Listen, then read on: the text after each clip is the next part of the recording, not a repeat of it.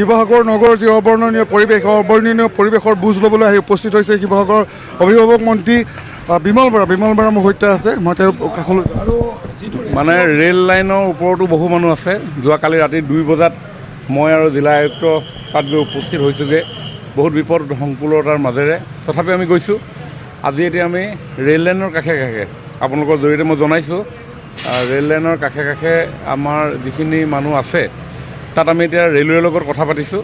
ৰেলৱেৰ পৰা আমি ট্ৰলি লৈ আমি য'ত আমি এক্সেছ আছে তাতে আমি খাদ্যবস্তু সামগ্ৰী উঠাই শিমলুগুৰি লাইনটোতো বহুত মানুহ আছে আৰু এইফালে শিৱসাগৰ এই মৰাণৰ লাইনটোতো বহুত মানুহ আছে। গতিকে আমি ৰেলৱে ট্ৰলিৰে আমি তেওঁলোকক খোৱা বস্তু আমি পঠাম। কিন্তু এতিয়া বহু মানুহক আমি বাহিৰতে বনাই খোৱা বস্তু আমি ৰান্ধি তেওঁলোকলৈ পঠিয়াইছোঁ। প্ৰায় 60টা টীমে কাম কৰি আছে, দিনে ৰাতিয়ে কাম কৰি আছে। কিন্তু এতিয়া প্ৰব্লেমটো এটা হৈছে কি যে ছাফিচিয়েণ্ট ক'ৰবাত পানীও নাথাকাৰ কাৰণে ৰাস্তাৰ ওপৰত নাওবিলাক চলিব লগা হৈছে।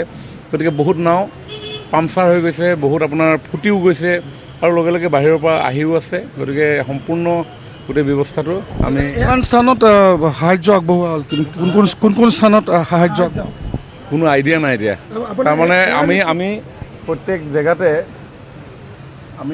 জেগাতে আমাৰ ছিষ্টেম আমি ঠিক কৰি দিছোঁ। আমি ধৰি লওক এটা এৰিয়া আমি গোটেই শিৱসাগৰ চৰাইদেউ জিলাত আমি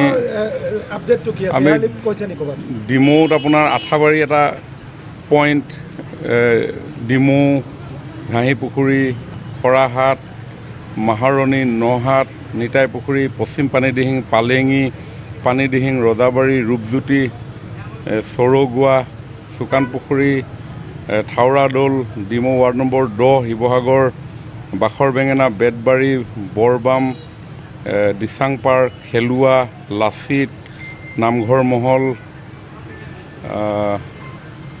ঠিক তেনেকৈ নেমুগুৰি, পাৰিজাত, শিৱসাগৰ ৱাৰ্ড নম্বৰ 1 পৰা 14 সকলোতে, বানমুখ, বৰুৱা পুখুৰী, চাউলপৰা, চাৰিং, চেৰেকাপাৰ, দেওৰজা, দিচাং ঢাইআলি, দিচাংমুখ, দিখৌমুখ, দিকচৌ, সাপলুটিং, হাঁহচৰা, হাতীঘুলি, কাৱৈমাৰী, খনামুখ, কোঁৱৰপুৰ, মগৰাহাট, মৰাবজাৰ,